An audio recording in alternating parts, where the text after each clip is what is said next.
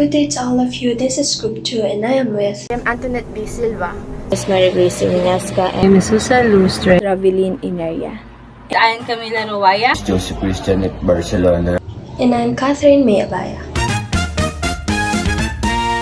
So everyone is talking about the climate change. What exactly is the climate and why is it changing? First, let me define the word climate. According to the World Bank, climate refers to the long-term regional or global average of temperature, humidity, and rainfall patterns over seasons, years, or decades. Example, the climate here in the Philippines is tropical, while the North Range of Alaska has a cold and polar climate. Now that we know what climate is, let's now define climate change. According to the United Nations, climate change refers to a long-term shifts in temperature and weather patterns. So the question is, what are the causes of the climate change? Causes of climate change.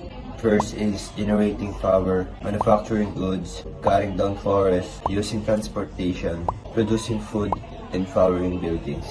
One of the most effect of climate change is melting of glacier. As global temperatures continue to rise, the ice in polar regions and mountainous areas is melting at accelerated rate. This contributes to rising sea levels, which pose a significant threat to coastal communities and low-lying islands. Flooding and erosion of coastlines can result in the loss of homes, infrastructure, and agricultural land, as well as displacement of communities. Melting of ice also has global implications as it impacts ocean circulation patterns and the habits of polar animals, ultimately disrupting ecosystems and biodiversity.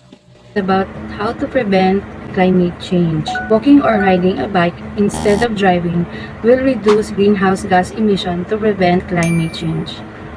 Energy needs have increased significantly over the last century, primarily due to the transformation in industrial sectors. Fossil fuels have finite reserves and cause pollution. However, fossil fuels are polluting and the reserves are limited. Energy crisis causes space-age energy, overconsumption, human overpopulation, poor infrastructure, and poor distribution system. Energy crisis may result in higher energy costs, which will raise production costs and decrease consumer spending. This can slow down economic growth, increase inflation, and cause unemployment.